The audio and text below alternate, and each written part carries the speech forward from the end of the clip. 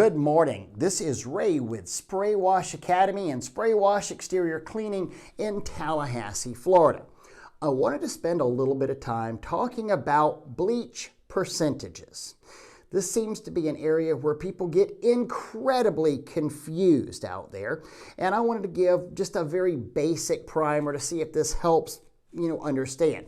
For more complete understanding, for better training on how to actually use it, what percentages go on what, visit us over at spraywashacademy.com. We've got several classes over there that give you a lot more comprehensive training. But keep in mind, this is just talking about the basic percentages and a little bit better understanding of the magic of sodium hypochlorite.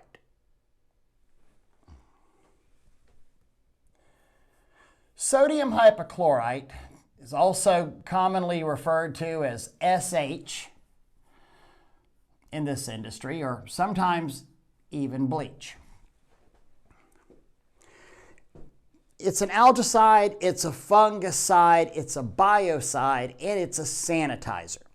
It's typically speaking what we're going to be using as part of our mixture whenever we're soft washing properties to remove biological growth. Common misconception out there, I see people all the time saying, oh, put it on rust stains. Actually, this will exacerbate rust stains and won't do anything to remove them. I'm digressing a little bit. There's a lot of information about SH. Again, this is just a primer. Would love to have you join us over at Spray Wash Academy for a little fuller understanding and a much more comprehensive course on this. Anyway, when we get sodium hypochlorite, if you were to buy this Clorox, it's sodium hypochlorite, also known as bleach, household bleach. Clorox, by its own admission, says that the strength of this is about 6%.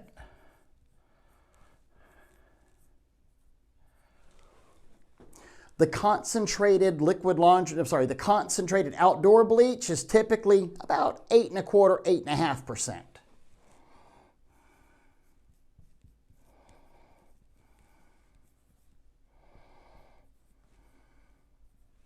The store-bought brands, the off brands, the dollar store stuff, it's even less than that. It's less than the 6. So I'm going to put dollar store. Bleach also has, or SH also has, a shelf life. Understand that from the minute that it gets made, it starts to degrade a little bit. They put sodium hydroxide in the sodium hypochlorite just a little bit to help stabilize it. But if you just let bleach sit outside, it's going to turn into nothing. It's going to turn into salt water. It does start to degrade. Now, the other place that people get a lot of bleach from, or a lot of their SH from, is Pinch a Penny or Leslie's or pool supply stores or Minards if you live up north. Typically speaking, that's going to be 10.5%. So I'm going to put pool store.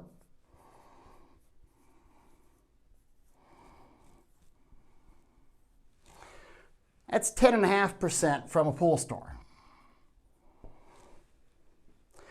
Again, listed as a sanitizer typically, not as a pesticide, herbicide, which the stronger bleaches typically are listed at. And I keep saying typically because it's typical, it's not an absolute.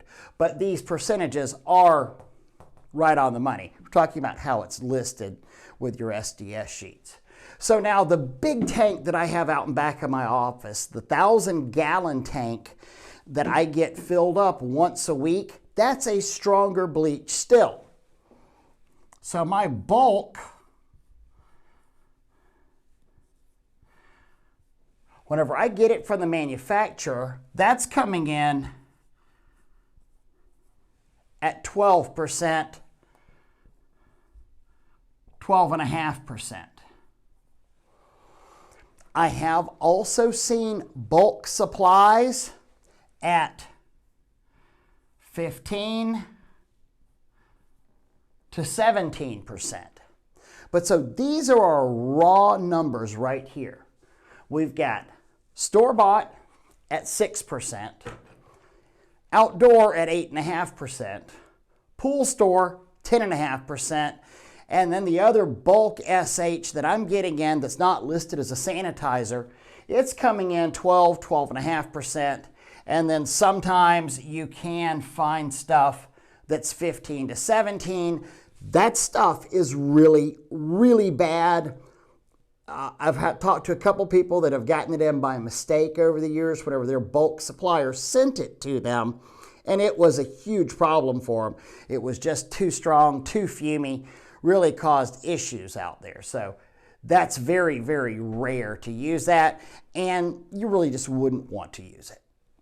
Okay, to free up some room on the board, I erased all of that, but I put the raw numbers down here again. So we've got 6, which is Clorox. We've got 8.5, which is outdoor. We have this. I'm going to say this is from Pinch a Penny. Better yet, I'm going to say this is Y for yellow jug. White jug if you go to Walmart. And then the heavy bulk is 12.5%. Now, here's the secret in washing, soft washing. Whenever we use any of this stuff, we're never using this stuff raw. There is hardly ever a need to use any of this at full strength, especially the 10.5 and the 12.5, which you'll start buying as your company grows, as you get bigger, because it's just not economical to go out there and buy 1 gallon at a time at the 6 and the 8% ratios.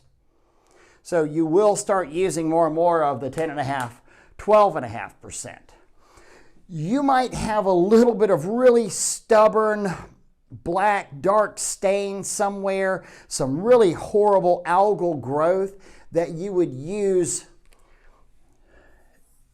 these percentages on, but trust me, that's going to be the exception and not the norm at all. So where people get really confused is they say, well, I used a 1% house mix. I used, a 3% roof mix. People get really confused about that because like, well, I can't buy 3% bleach. Correct, you can't. You basically have to make your own you make your own mixture, because it's not just bleach. We're putting in our surfactants, we're putting in our boosting agents, we're putting in, the agent green, we're putting in the secret agent or apple wash, mixing or injecting that into it to get our final percentage breakdown. So you're not using that part raw. So back in the day before this was created, which is the original proportioner. And I know guys are out there making their own mixers, their own blending systems. Understand, this was the first one that was introduced, created by Tim Azelton, marketed by the Power Wash store. Before this thing hit the market, there were no other of those blending manifolds out there. This was the first one. Before that, we used to batch mix. And in fact, a lot of people still batch mix if they don't have a blend manifold system or proportioning device or an original proportioner. I would actually go and mix up what we needed to mix up to wash a particular substrate. So we would have a tank, and let's say we had a 100-gallon tank, right? So a 100-gallon tank, and we wanted to wash a roof and put a 30% by volume on that roof to clean the shingles. So that would be of the 10.5%, typically speaking, people would put 30 gallons of bleach in that 100-gallon tank and then top it off with 70 gallons of water, thereby giving you a 30% by volume bleach mixture. So this would be 30%, roughly, generally speaking, if we were using a 10.5% mixture. Now, if we're using the 12.5, which is stronger, we wouldn't have to use 30. You could do the math. Math is hard. I ain't doing the math right here. But I wouldn't have to use that much. From 10 to 12 is roughly about 17% or so. So I could use about 17% less of this 30. Let's see, 10% is going to be, I could be in there to probably about 25 gallons or so. So if I'm using the 12.5% and making a batch mix in a 100-gallon tank, I could be in there at about a 25%, 25 gallons, not percent, and 75 gallons. That is giving me the same 30%. So we'll say the 30%, and whenever you hear that kind of percentage said, they're meaning typically by volume.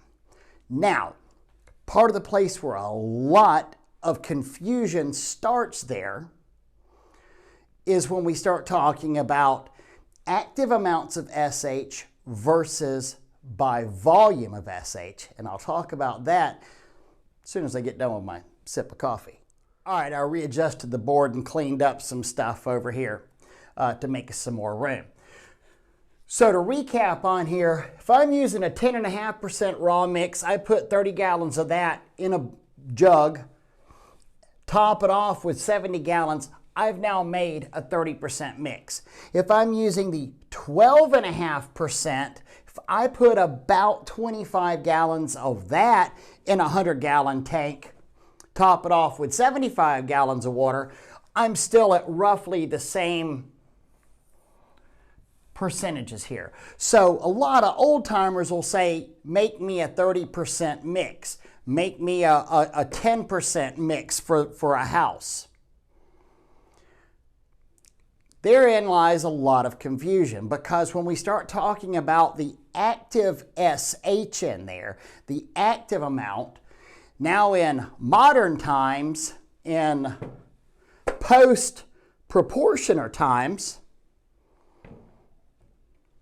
we've gone and dropped these zeros off of it. So old guys will talk about a 30%. Newer guys typically are talking about a 3%, because we could just say, okay, the dial is going to be on a 3 or a 4. I can just put the little arrow on the dial there and make the percentage that I want to make on there. We're not having to go in there and do the bulk mixture, not having to go and fill those tanks up ourselves. It does it automatically at the proportioning device. Understand? All right, so let's break these numbers down a little bit more.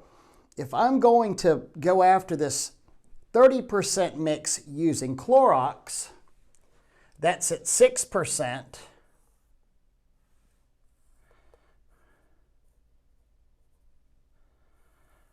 I'm going to go in here and put in 50 gallons of Clorox and 50 gallons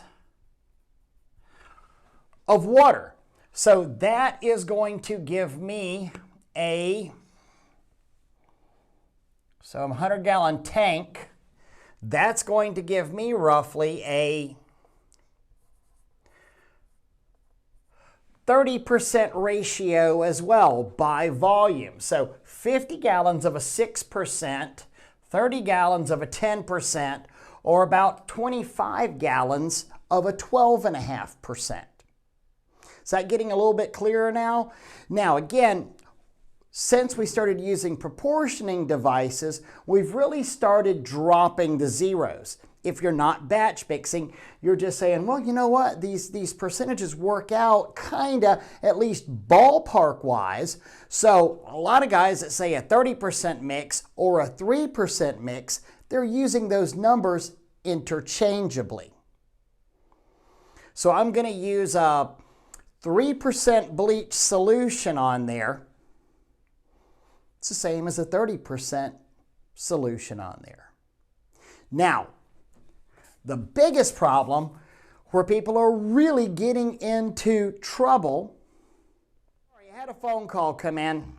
I don't exactly know where I dropped off at, but here's the problem, all of this aside, where people are really getting into trouble soft washing and killing things is you're using too strong of a mixture.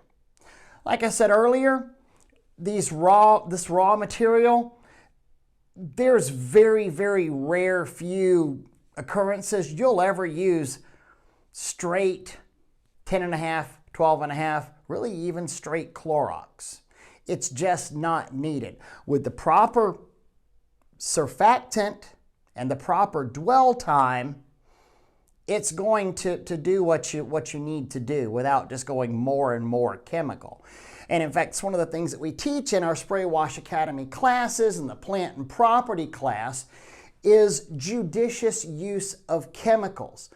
And I go onto these Facebook forums and YouTube channels all the time, and I'd hear people saying, oh yeah, we're hitting it at a 50-50. We're hitting, you know, everything at a 50-50 on there.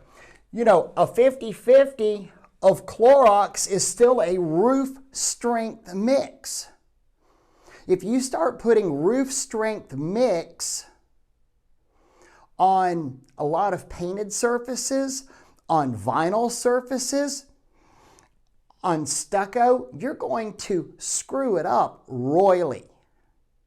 You're going to cause flash oxidation. You're going to cause rusting. You're going to cause a lot of problems out there. So ratios are important to understand, but the proper ratios are even more important to understand. Now again, what we're talking about here is for batch mixing